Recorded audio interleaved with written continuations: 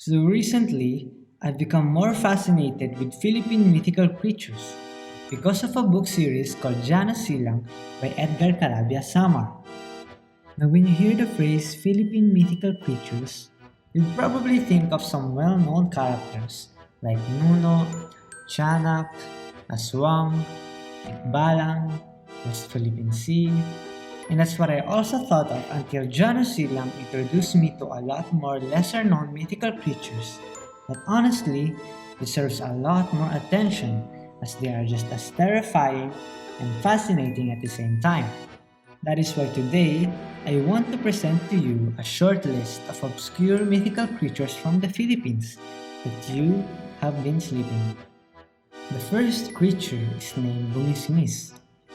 It is pretty much the Philippines version of a cyclops, with the difference being its unique, constant, and deafening laughter and its strong sense of hearing that makes up for its terrible eyesight, which to me just sounds like the worst combination of quirks ever.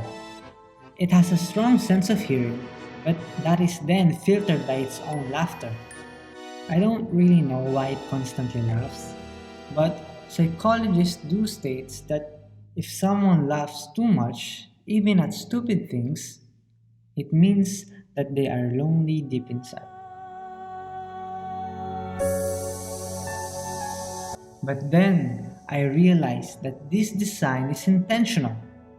It is a warning of what we can become if we don't use our ears to listen before we speak. It is telling us that no matter how strong our sense of hearing is, it will simply not matter if we don't use it to understand other people.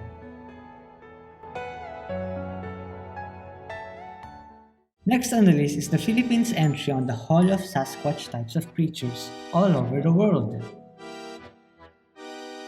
It is called the Amamong. Its name is derived from the Hiligaynon word amo, which translates to ape or monkey. It was reportedly first sighted in 2008, where it attacked two residents of Barangay Saiang, Catastaliana in Negros Occidental. Oh, and it also ate numerous farm animals on the way out. But disemboweling them and then eating their intestines? Let me remind you that this creature doesn't even have claws. All it has are regular old sharp nails that would most likely break before it could even puncture the skin of its victims. To be honest with you, it honestly just sounds like a normal wild animal. Except for the eating the intestines part, but that doesn't really make any sense too. Intestines are like the least nutrition organ meat out there. Personally, I would go for the liver and kidney. Of course, this list will not be complete if we don't include a man-eating, corpse-stealing, bloodthirsty, and extrajudicial killing monster. Meet the Busan. It is an evil spirit that can take on a human form. It mainly preys on corpse and people who are mourning on it. It is said that it listens to the cry of mourning people in the evenings, to later steal the corpse from the coffin and replace it with a banana tree trunk. It will then turn the stolen corpse into a pig or a big fish before cooking and feasting on it with other people, in order to turn them into a busao as well.